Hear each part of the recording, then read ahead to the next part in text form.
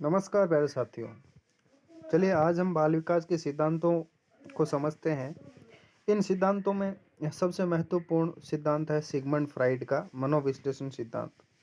ये बहुत ही इम्पोर्टेंट सिद्धांत है। इसमें से निश्चित रूप से परीक्षा में प्रश्न देखने को मिलते हैं।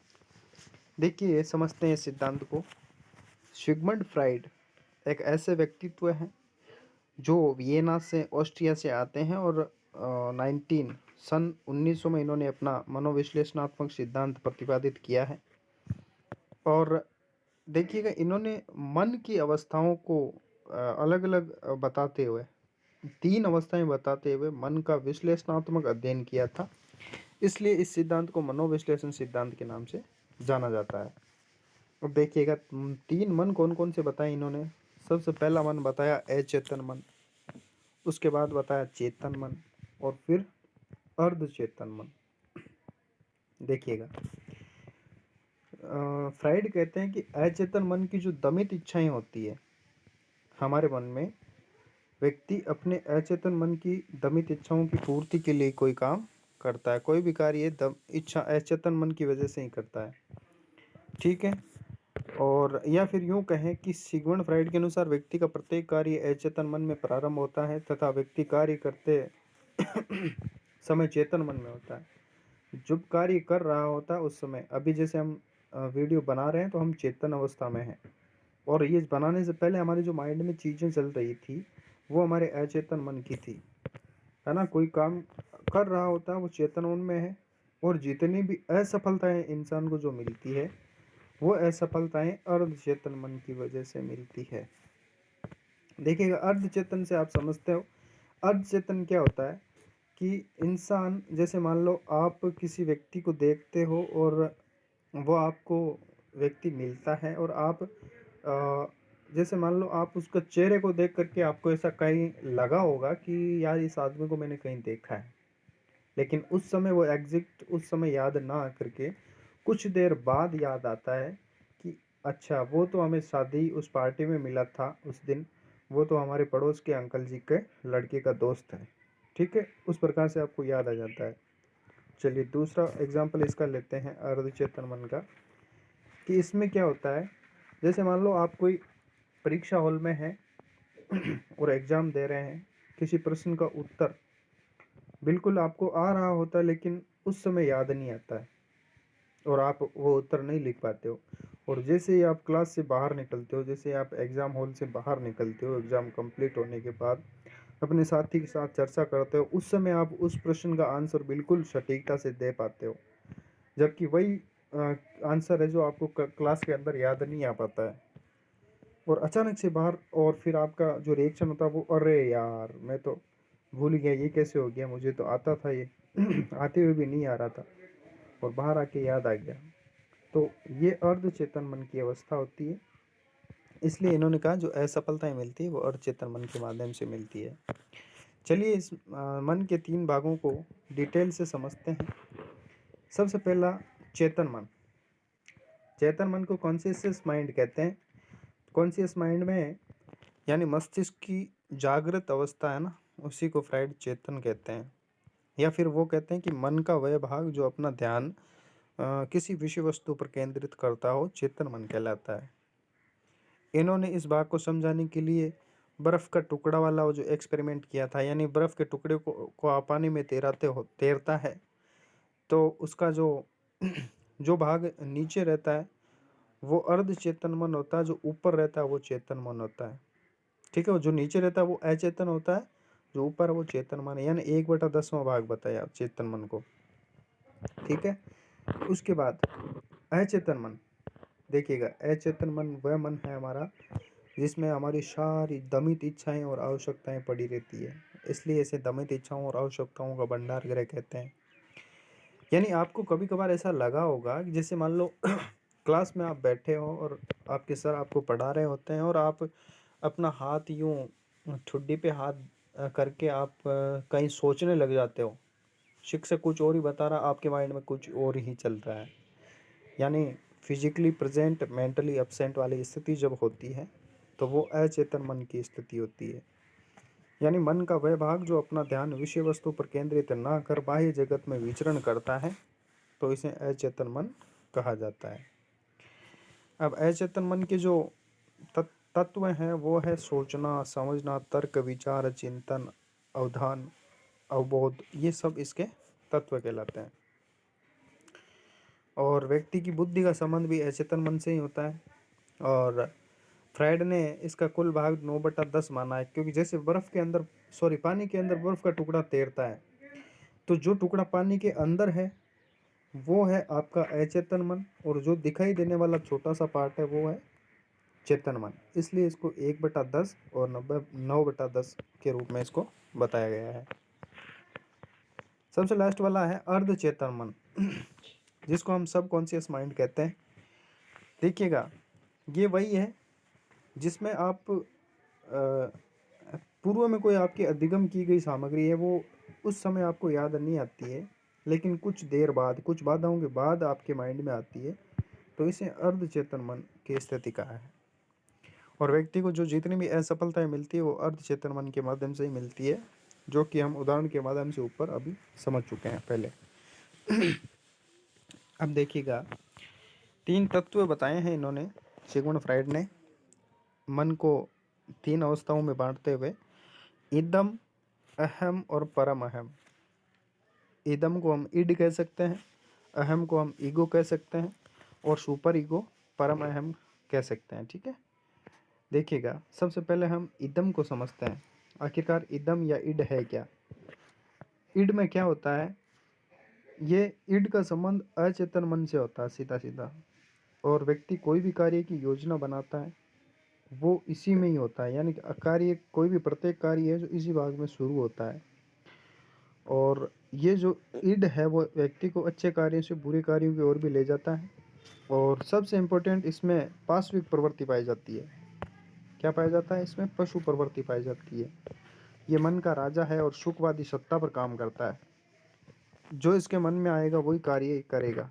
किसी का नुकसान हो, किसी को पीड़ा हो, दुख हो, उससे कोई मतलब इसको नहीं रखता वो, है ना। इससे कोई मतलब नहीं है कि अगला इंसान मरे तो मरे, मुझे मेरा सुख चाहिए, तो सुख प्राप्ति के लिए ये कुछ भी करेगा। वो होता है इड। फिर आता है सुपर ईगो। ठीक है, सुपर ईगो देवता है, यूँ मान लो, हम सिंपल भाषा में कहें तो देवता है। यानी ये नैतिकता के सिद्धांत पे काम करता है। किस सिद्धांत पे काम करेगा? नैतिकता के सिद्धांत पे ये काम करेगा, जिसमें व्यक्ति आध्यात्मिकता से जुड़ जाता है, और आध्यात्मिक गुण बहुत ज़्यादा आ जाते हैं इसमें।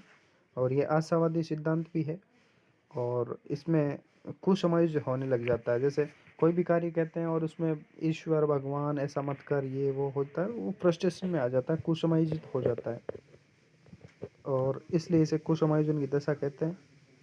अब हम ईगो को पढ़ते हैं कि ईगो अगर क्या चीज़ है आखिरकार। ईगो 1 से 2 वर्ष के बालक में उत्पन्न हो जाता है। इड जन्म से ही होता है, और सुपर ईगो 3 से 4 वर्ष की आयु में उत्पन्न होता है। देखो, ईगो क्या करता है? ये इड और सुपर ईगो, इन दोनों में संतुलन स्थापित करता है, दोनों को एक संतुलित करने का काम करता है। और इसका जो संबंध है वो कार्य की वास्तविकता से है, और इसको मन का वकील कहते हैं, और इसे समायोजन की दशा भी कहते हैं, समायोजन की दशा। ठीक है, और सबसे मुख्य जो चीज़ है वो ये है कि ये वास्तविकता के सिद्धांत पे काम करता है, वास्तविकता के सिद्धांत पे काम करता है। जबकि इड जो था वो सुखवादी सत्ता या फिर सुख के सिद्धांत पर काम करता है, और परम अहम जो है वो नैतिकता के सिद्धांत पे काम करता है। तो इस प्रकार से हमारे सामने ये 3 मन के भाग थे, जिन्हें इड, ईगो और सुपर ईगो के नाम से जानते हैं। अब इनको एक बिल्कुल सिंपल एक उदाहरण के माध्यम से हम समझना चाहेंगे। जैसे मान लो कोई चोर है, वो चोरी करने की जो योजना बना रहा है, ठीक है, योजना बना रहा है और सोच रहा है कि मैं पैसे मिल जाएंगे मेरे पास तो मैं गाड़ी लूँगा, मेरे पास घर खरीदूंगा, जो भी उन पैसों से वो कार्य करेगा। और चोरी करने की जो योजना बनाएगा, किस प्रकार से मैं चोरी करूँगा, ठीक है, वो योजना जो है वो इड के माध्यम से बनती है। योजना जो बन रही है वो इदम में बनती है, ठीक है, अचेतन मन में बनाएगा। फिर उस योजना को जो वास्तविकता के रूप में लाता है, जो उस योजना के अनुसार कार्य करता है, वो कार्य चेतन मन या ईगो के माध्यम से होता है। जो कार्य कर रहा है होता है, जो योजना बनाई है उसने, उसको क्रियान्वयन करने के लिए जो जिस मन का वो काम लेता है मन को, वो ईगो या चेतन मन होता है। ठीक है। अब चोरी करने किसी घर में वो घुस तो जाता है, लेकिन चोरी करने के बाद उसके मन में अगर ये फीलिंग आती है कि यार चोरी करना अच्छी बात नहीं है, चोरी करना गलत है, चोरी कर लूँगा तो मैं कल को जेल में चला जाऊँगा, ठीक है, जेल में पिटाई होगी, और सॉरी ये तो इसमें ईगो में आएगा कि पिटाई होगी, जेल चला जाऊँगा, ये वास्तविकता से आईना दिखाता है, ठीक है, वास्तविकता का आईना दिखा रहा है। सुपर ईगो में वो सोचेगा कि यार चोरी करना गलत है, नहीं करना चाहिए, ठीक है, ये पाप है, ठीक है, इस प्रकार से ये सोचेगा और चोरी नहीं करेगा। तो इस प्रकार से ये चेतन और अचेतन मन के बीच की अवस्था जिसे सुपर ईगो कहा है। जबकि ईगो है जिसमें व्यक्ति सोचता है, जिसमें व्यक्ति वास्तविकता का आईना देखता है कि अगर मैंने चोरी कर ली तो मुझे जेल हो जाएगी, पुलिस वाले डंडे डंडे से मारेंगे, मुझे पिटाई होगी, ठीक है। और उससे पहले जो ईड है, इसमें क्या होता है कि व्यक्ति कि चाहे कुछ भी हो, पुलिस वाले पीटे तो पीटे, लेकिन मुझे तो मेरा काम करना है, मुझे सुख मिलेगा, मुझे पैसा चाहिए, तो मैं चोरी करूँगा ही करूँगा, ये इदम में होता है। तो इस प्रकार से हमने समझा इदम, अहम और परम अहम, ईड ईगो और सुपर ईगो। अब फ्राइड के सिद्धांत में कुछ महत्वपूर्ण शब्द हैं जिनको हम समझते हैं, कुछ कथन बताए थे इन्होंने, उनको समझते हैं। सबसे पहला है ओडिपरस और इलेक्ट्रा, जिसे हम एलेस्ट्रा भी कह सकते हैं। तो ये 2 से 7 वर्ष की अवस्था में उत्पन्न होते हैं। पूर्व संक्रियात्मक अवस्था जो जीन पियाजे की है, ठीक है, उस अवस्था से रिलेट किया है हमने। और देखिएगा ये कब उत्पन्न होते हैं, ये ग्रंथियाँ हैं जो इन बालकों में, बालक और बालिकाओं में पैदा होती है, उत्पन्न होती है। शैशव अवस्था के अंत और बाल्यावस्था के शुरुआत के जो बीच का काल है, उसमें बालकों में देखिएगा, किस में, बालकों में तो ओडिपरस, और बालिकाओं में एलेस्ट्रा ग्रंथि का विकास हो जाता है। अब इस विकास के कारण, ग्रंथियों का जब विकास हो जाएगा, तो इस कारण जो बालक है वो अपनी माताजी के प्रति, और बालिकाएं जो है वो अपने पिता के प्रति क्या करती है, श्रद्धा भाव प्रकट करती है, ठीक है, उनके पास रहना ज़्यादा पसंद करती है, तो श्रद्धा भाव प्रकट करती है। ये ओडिपरस और एलेस्ट्रा ग्रंथियों के विकसित होने के कारण ऐसा होता है।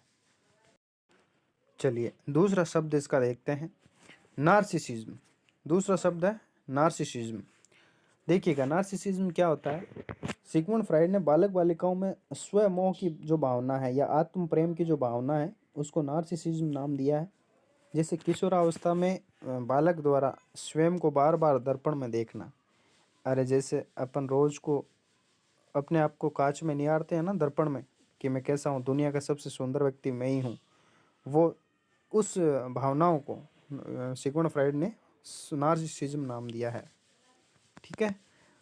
उसके बाद लिबिडो, सिगमंड फ्राइड ने बालक बालिकाओं की जो लैंगिक ऊर्जा है उसको उन्होंने लिबिडो नाम दिया है या लिबिडो कहा है। उसके बाद सिगमंड फ्राइड ने मूल प्रवृत्तियों के बारे में बताया कि बालक में मूल प्रवृत्तियाँ जन्मजात ही पाई जाती है, जो जीवन मूलक भी होती है और मृत्यु मूलक भी होती है, जो इंसान को रचनात्मक कार्य भी करवाती है और विनाश के ओर भी ले जाती है। जो मूल प्रवृत्ति रचनात्मक कार्य करवाती है, व्यक्ति के द्वारा रचनात्मक कार्य किया जाता है, उसे इरोस कहते हैं। और जो मूल प्रवृत्ति विनाशात्मक या मृत्युमूलक जो होती है, उसे थेंटोस नाम दिया था। ये दोनों शब्द बहुत इंपॉर्टेंट है, परीक्षाओं में पूछे भी जाते हैं, तो इन्हें ध्यान रखें।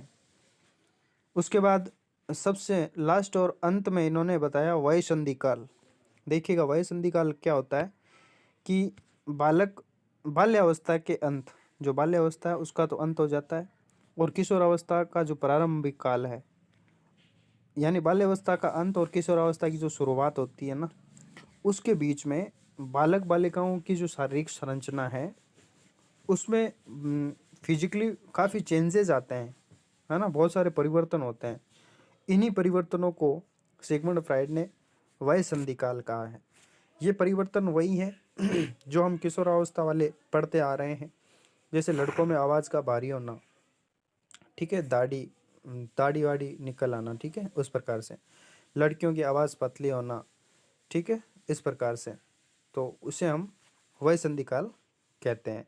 इसके अलावा भी विभिन्न प्रकार के हार्मोनल चेंजेस और शारीरिक संरचना में भी विभिन्न प्रकार के चेंजेस देखने को मिलते हैं। तो इस प्रकार से हमने सिगमंड फ्राइड का ये मनोविश्लेषणात्मक सिद्धांत समझा है। निश्चित रूप से इसमें से एग्ज़ाम में जैसे रीट हो या सीटेट हो या अन्य शिक्षक भर्ती परीक्षाएं हैं, उनमें एमपी टेट वगैरह, यूपी टेट में, इन सब में यहाँ से प्रश्न बिल्कुल उठता है। अगर आपको बहुत वीडियो अच्छा लगा हो तो वीडियो को लाइक करें, शेयर करें और चैनल को सब्सक्राइब करें और कमेंट करें। धन्यवाद।